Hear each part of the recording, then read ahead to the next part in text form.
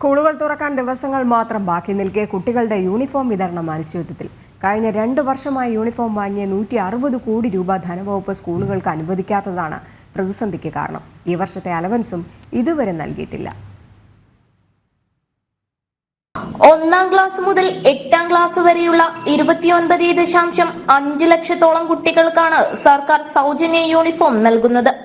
Aided സ്കൂളിലെ 1 മുതൽ 4 വരെ ക്ലാസ്സുകളിലെ കുട്ടികൾക്ക് യൂണിഫോം തുണിയും 5 മുതൽ 8 വരെ ക്ലാസ്സിലുള്ളവർക്ക് 2 ജോഡി യൂണിഫോമിനായി 600 രൂപ അലവൻസും നൽകുന്നു.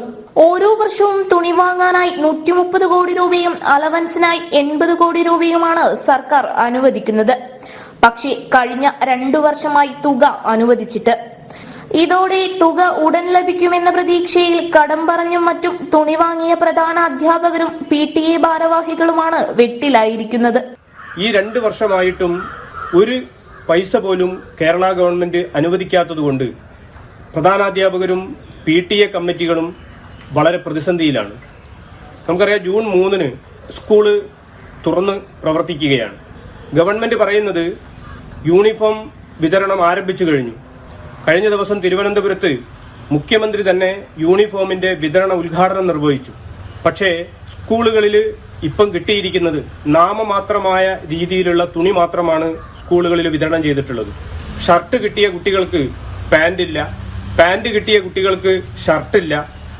ഇത് വളരെ വലിയ ഒരു പ്രതിസന്ധിയിലൂടെയാണ് കടന്നു പോകുന്നത്. അലവൻസ് തുക രക്ഷിതാക്കളുടെ അക്കൗണ്ടുകളിലേക്കാണ് വരാറ്. പണം ലഭിക്കാതായതോടെ അന്വേഷിച്ചപ്പോൾ ധനവകുപ്പ് തുക അനുവദിച്ചില്ലെന്ന വിശദീകരണമാണ് ലഭിച്ചത്.